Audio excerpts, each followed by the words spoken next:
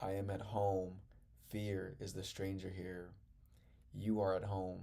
Fear is the stranger here.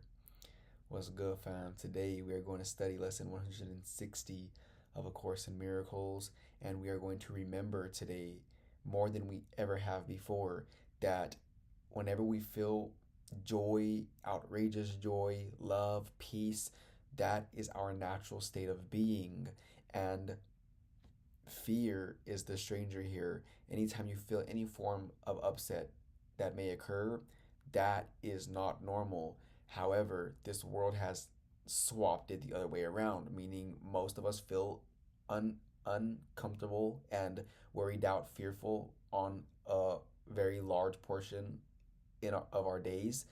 Like our whole life is dominated by fear and anxiety and worry and doubt and overthinking and feeling like you're lacking something and trying to make something happen because you don't have enough already. All of that is what has been normalized here in this world. And whenever someone feels good or enlightened, or they get that little glimpse of love or joy or peace, they believe that that is the stranger. They believe that that's temporary. And we believe that whenever we feel that way, it was because of some outside condition. For example, I just got a new car, I feel good. Or I just got this promotion. Or I just met the love of my life, I feel good, I feel outrageously joyous.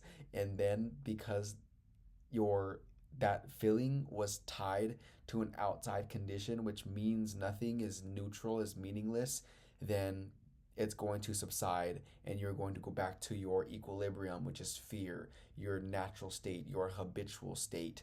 And that's how the world thinks right now, is that those emotions are temporary and they are tied to some outside condition occurring, and they get tiny little glimpses of the way we've been feeling now for the past 160 days on a consistent basis. They get little glimpses of that and then they fall back asleep. And what me and you are here mastering is that this state of mind where there's peace and love and joy is natural, and this does not require any form of anything to occur outside of us in order for this emotion to be felt. We cultivate this emotion from within, and even that's inaccurate because we don't have to cultivate this emotion. We don't have to cultivate love or joy. It's just what is. This is here all the time. This is what is created, and only creation exists. This is just how things work around here, meaning you can not allow yourself to feel great by adding resistant thoughts in your mind that are causing this emotion to be obscured, this feeling and state of mind to be obscured because of what you're doing with your mind. You're thinking of images and making up images in your mind that are blocking you from perceiving the sun that lay beyond, that is always there. Love and light is who you are. This emotion of peace and joy is what is here all the time. And rather than getting little glimpses of it and then falling back into the illusion, let's remove the illusion completely so that way we can return to this state of mind forevermore. And that is what we are going to do today and learn to do. Remember that we are what God created. There's only two options to choose from, like we always discuss.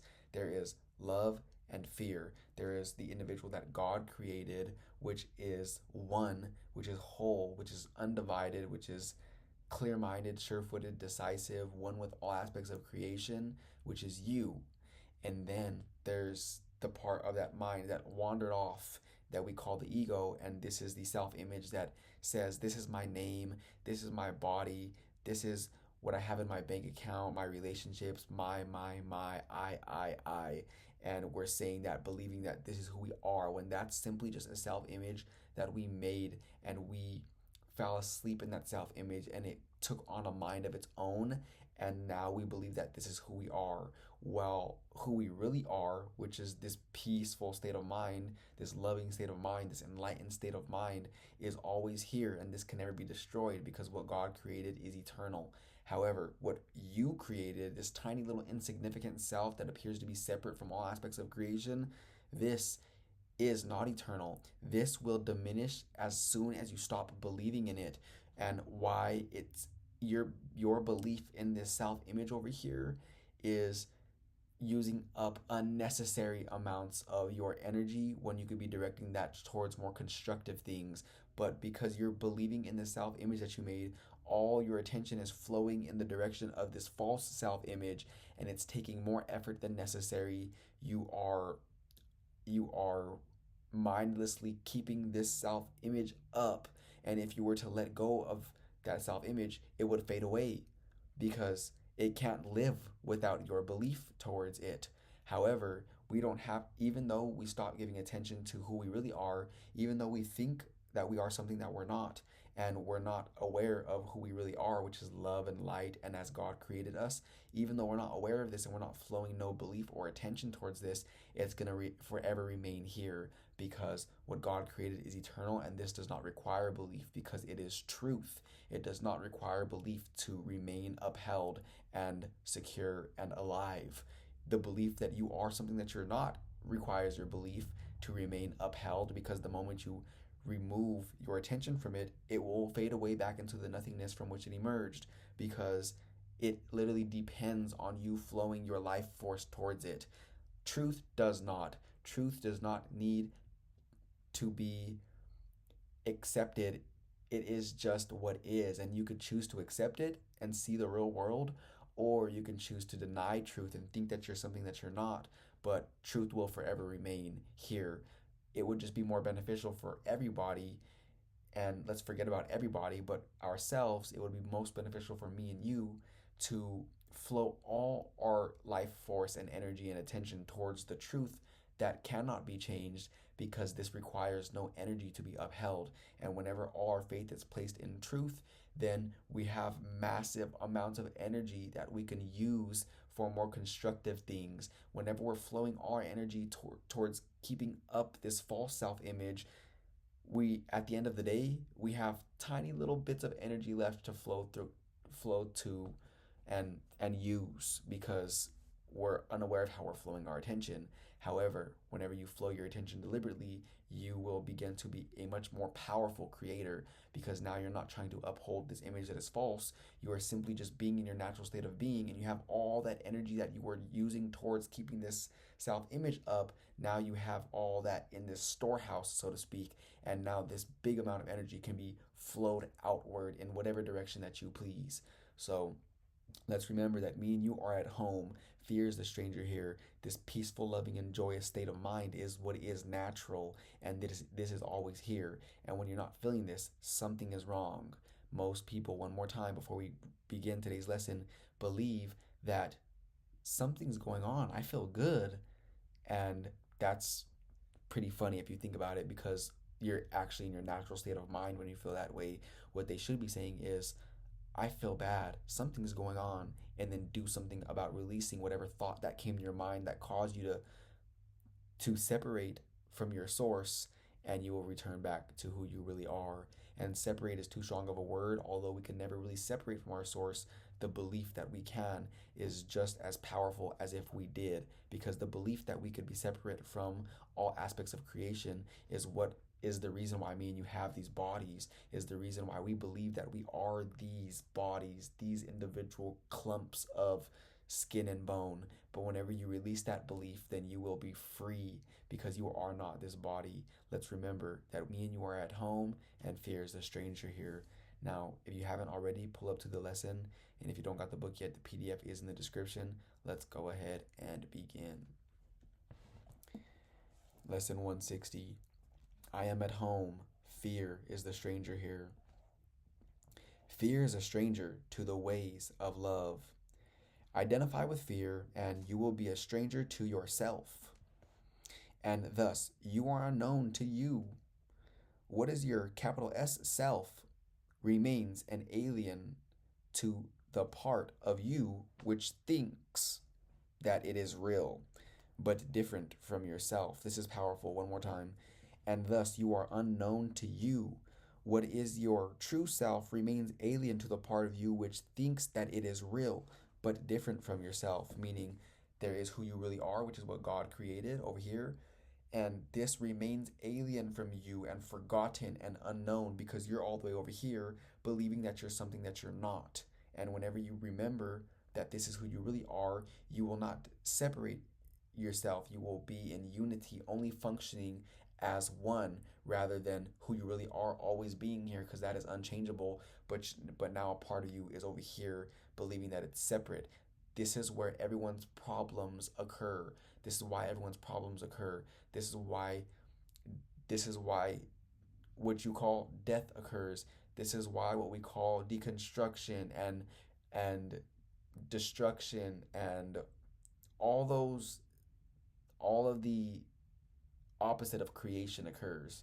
This is why that occurs, because we are splitting ourselves. This is why sickness occurs, why lack occurs, because who we really are is over here, and we split ourselves away from that, and we're being this self image that we made in our mind, and there is separation now, and that separation is going to show up in all aspects of our existence, in our life, in our experience, until we start functioning from one place.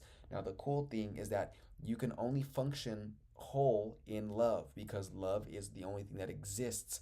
You can't function in fear as one, because who you really are can't come to fear and function over here. You are either going to be who you really are and therefore feel at peace, and whenever you deviate from it, you are going to feel like shit.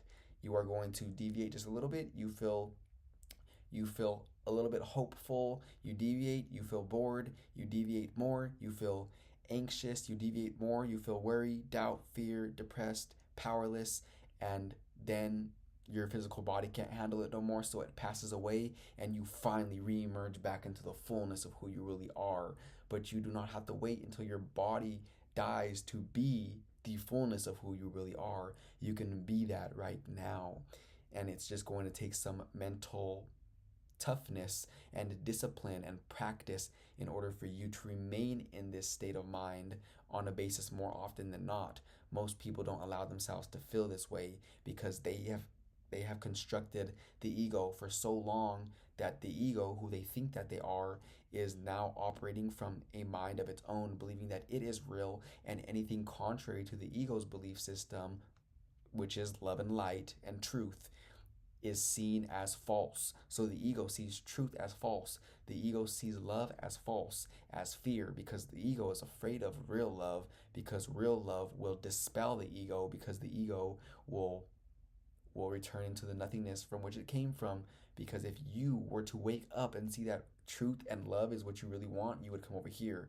And the ego doesn't want you to know that, because if you did, it would have no existence without your belief. Therefore, it's making you see egos and bodies. It's making you see every individual as a body and separate from you, and you separate from all aspects of creation, because whenever you're separate, you are afraid. And when you are afraid, the ego stays alive. Now, let's make sure to release that as much as possible till we no longer need to try, and we operate as who we really are from now on forevermore. It takes some practice at first, but as you get the hang of this, it will become super easy, and it will be such uh, a it would be such a absurd thought to even think how you deviated from who you really are once you are here all the time. You're going to ask yourself, how did I ever be what I was not? How could I have ever done that?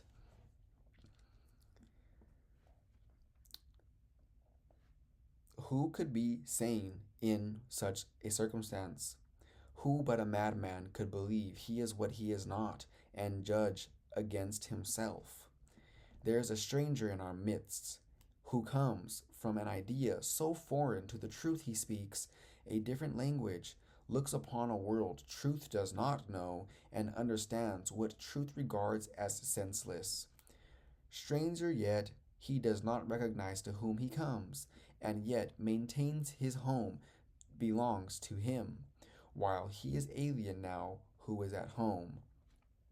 Yet, how easy it would be to say, this is my home, here I belong, and will not leave because a madman says I must. What reason is there for not saying this? What could the reason be except that you had asked this stranger in to take your place, and let you be a stranger to yourself? No one would let himself be dispossessed so needlessly unless he thought there were another home more suited to his tastes. Who is the stranger? Is it fear or you who are unsuited to the home which God provided for his Son? Is fear his own, created in his likeness? Is it fear that love completes and is completed by? There is no home, there is no home can shelter love and fear. They cannot coexist. If you are real, then fear must be an illusion.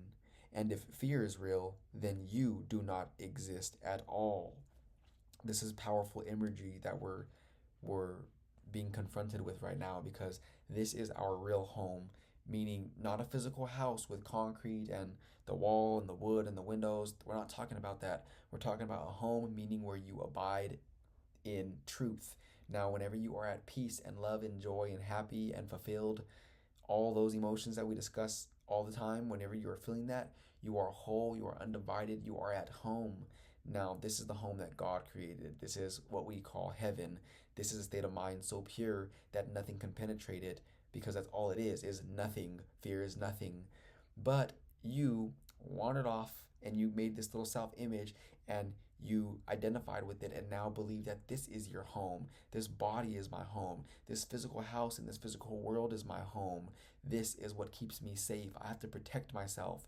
And you have practiced that for so long that it has became a belief, and now your life operates from this home. And actually, this is the stranger here. Fear is a stranger. The ego is a stranger. Jealousy is a stranger. All of that does not really exist. In the moment you stop giving attention to it, it will dispel itself. It is nothing. Me and you are real. If fear is real, then you do not exist at all. But because you do exist, which is common sense, then fear must be an illusion, which it is. And whenever we believe in our illusions and think that they have substance and they are real, then we have just left and walked away from where our real home is, heaven, and we just walked into hell, believing that something outside of us can harm us and hurt us, and believing that there's something that exists in this universe or exists, period, that can destroy who we are. But if you knew who you were, you would understand that you are incapable of being destroyed, because you are not the body, you are not anything that this physical world or yourself even says that you are. You are what God created. And when you know that, there's a sense of peace and oneness that will overflow you with joy and love that you will never want to leave. How simply then the question is resolved. Who fears has but denied himself and said, I am the stranger here. And so I leave my home to one more like me than myself, and give him all I thought belonged to me. Now is he exiled of necessity, not knowing who he is, uncertain of all things but this, that he is not himself, and that his home has been denied to him. What does he search for now? What can he find? A stranger to himself can find no home wherever he may look, for he has made return impossible. His way is lost. Except a miracle will search him out and show him that he is no stranger now. The miracle will come, for in his home his capital S self remains. It asked no stranger in, and took no alien thought to be itself. And it will call its own unto itself in recognition of what is its own. Meaning, there is, what I'm getting from this anyways is, so here's who we really are, this love light, what God created, and we wandered off and now we believe that we are this body, and this part of us is calling this part of us back. The part of us that deviated from who we really are is being called 24/7 from who we really are, which you can call God, which you can call source, which you can call energy, which pure positive source energy, which you can call the Holy Spirit, whatever it is that you would like to call who you really are. But that part of you is calling this part of the mind that thinks that it's separate back all the time. There is constant communication between who you really are and who you think you are. You are being called back all the time. There's no way that you cannot be called back. But because you're over here in this dream and the illusion, your mind is fogged by sounds and sights, everything that your senses are telling you, seeing, hearing, smelling, tasting, and touching. You are just scattered in your mind with all this incoming data from your senses, and your mind is full of noise, and you can't hear that constant communication between who you really are and who you think you are, because you can't let nothing in, and nothing could be asserted in your life because of the free will, meaning because you choose to stay identified with the ego and worry and doubt and fear and believe in your illusions. Nothing can change that, because you are choosing that, and whatever you choose is you have free will. Nothing can be inserted in your life that could cause you to choose otherwise. You, in times of having a quiet mind, are shown what the real truth is, and then, now only then, can you choose different and choose to return to the state of mind that we are discussing here today. But you must choose, and you only have two options to choose from: God or nothing at all, love or fear, truth or illusions. Whenever you wake up and you're over here in your dream and you're like, what am I doing? Let me go back home. And you choose to listen to one voice only, you will return and you cannot fail. It is only individuals who listen to two voices, who want to believe in truth and their source and God and their Father, but they still believe that they have a judgmental Father, which is in the opposite direction of what their Father really is. People who believe one thing but also believe the opposite, they are going in opposed directions, tearing themselves apart. People who believe in love and fear do not really know what love is, because love is all that there is and fear does not exist. But because you believe that there is both, you're going to be vacillating back and forth between either one of the two, and you are going to get lost in the desert, so to speak.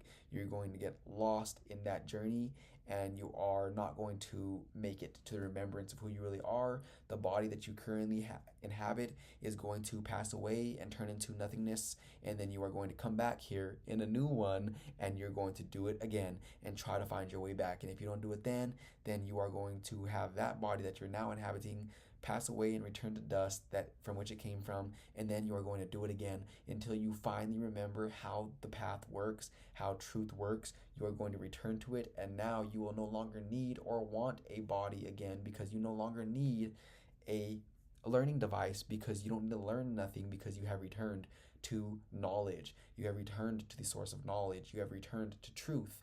And whenever you are here abiding in truth and knowledge, there is nothing left for you to learn. The only purpose of a body is a learning device, to help you learn that you are not the learning device.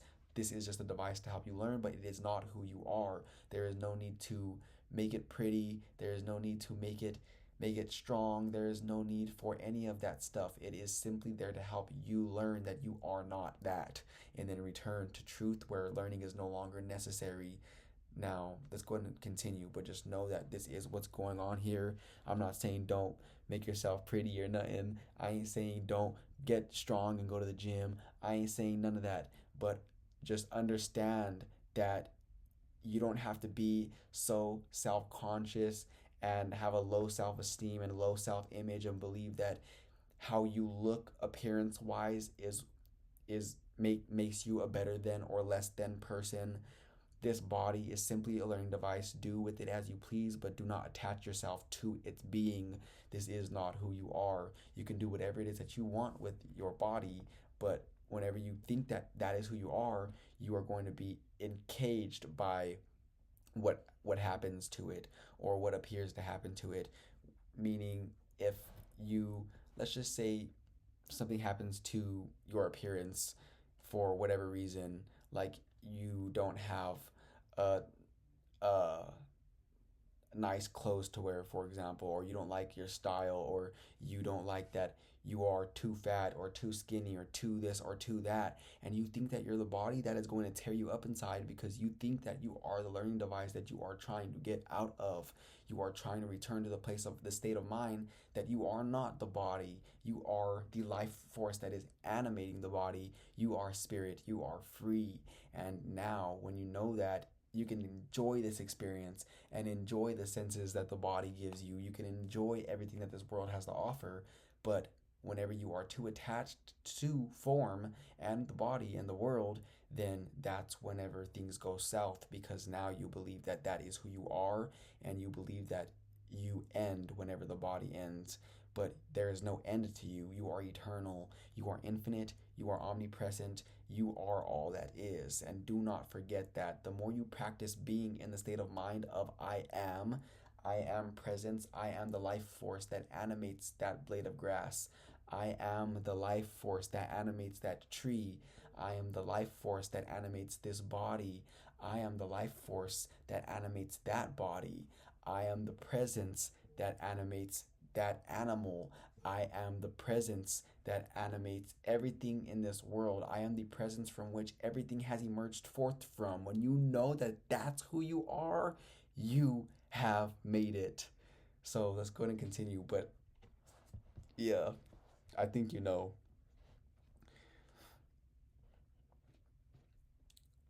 Who is the stranger? Is he not the one your capital S self calls not? You are unable now to recognize this stranger in your midst, for you have given him your rightful place. Yet is your capital S self, who you really are, as certain of its own as God is of his Son. He cannot be confused about creation. He is sure of what belongs to him. No stranger can be interposed between his knowledge and his Son's reality. He does not know strangers. He is certain of his Son. God's certainty suffices. Whom he knows to be his Son belongs where he has set his Son forever. He has answered you who ask, Who is the stranger? Hear his voice assure you, quietly and sure, that you are not stranger to your Father, nor is your Creator stranger made to you. Whom God has joined, remain forever one, at home in him, no stranger to himself. Today, we offer thanks that Christ has come to search the world for what belongs to him. His vision sees no strangers, but beholds his own and joyously unites with them. They see him as a stranger, for they do not recognize themselves. Yet as they give him welcome, they remember, and he leads them gently home again, where they belong. No one does not forget, not one he fails to give you to remember, that your home may be complete and perfect as it was established. He has not forgotten you, but you will not remember him until you look on all as he does. Who denies his brother, which who denies his brother is denying him, and thus refusing to accept the gift of sight by which his capital S self is clearly recognized, his home remembered, and salvation come. Beautiful lesson right here. Me and you are at home right now. Anytime that we feel any emotions that stem from fear, that is the stranger there. It is not us. Don't identify yourself with anything of fear. Do not identify yourself with the body. Do not identify yourself with this self-image. Do not say, I am this. I am an artist, or I am a mom, or I am a brother, or I am do not identify yourself with that image, because what happens whenever you attach yourself to an image, it makes it harder for you to grow beyond it. Now, who you are is eternal. You are literally all aspects of creation. However, if you identify with one, you are basically saying, this is who I am, therefore I'm separate from that. I'm separate from you. I'm separate from him. I'm separate from her. I'm separate from my creator. And then now you believe that this is the identity that you are, and you do everything in your power to prove that this is you. Whenever something or someone says something that threatens this tiny little self-image, you attack them because you feel attacked, because you think attack really exists, and you're trying to do everything in your power to maintain and uphold this tiny little insignificant self-image that you made. And you are spending your whole life in this body anyways. You're spending your whole life trying to uphold this image that is not who you are. And if you just let that go and be free and be who God created and understand that, yes, I am this, but I am also all aspects, meaning although I am this, I am also everything else. And now can you be free because you know that there's no separation? It's only whenever people say that this is who I am, and then someone else says, no, you're not. And then because you're identifying with the ego, you say, yes, I am. Look at this. Look at my diploma. Look at these numbers. Look at these graphs. Look at this. Look at that. My life, this. And you're trying to use all the evidence of this world that you think is real to back up the fact that you think is fact, that this is who you are. And if you let all of that go, you will not care what anyone thinks about you, because you will understand that what others think about you is only a reflection of what they think about themselves. No one can see in you what they do not see in themselves first. No one can judge you unless they have judged themselves first.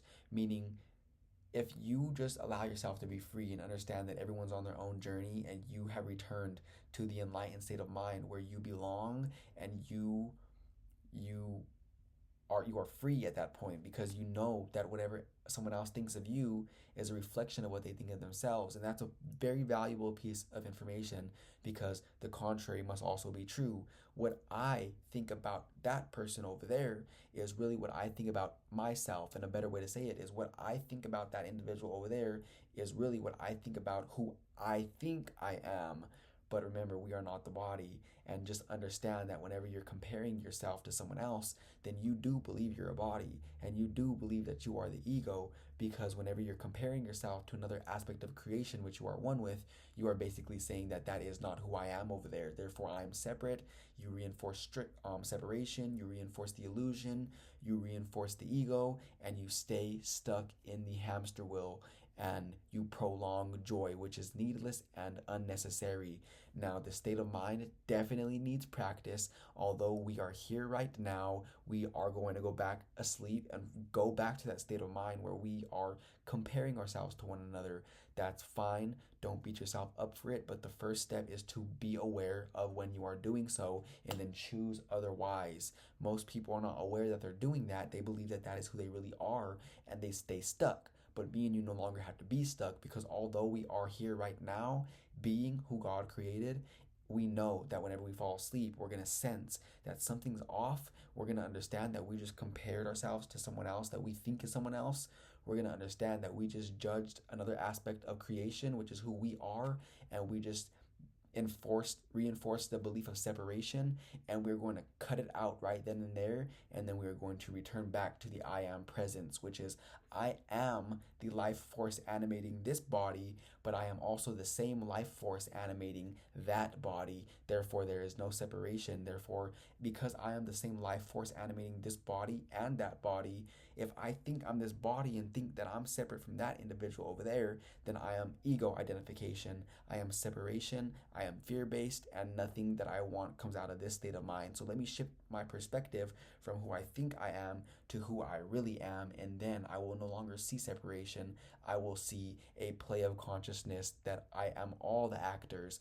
I am all of it. I am doing it all. You are doing it all. And whenever you remember that, then you are going to experience something so beyond what words can convey, but it is going to be just the greatest, greatest realization that you could have ever had, because you will return back to who you really are, which is what me and you are here doing. And I'm sure you're there right now.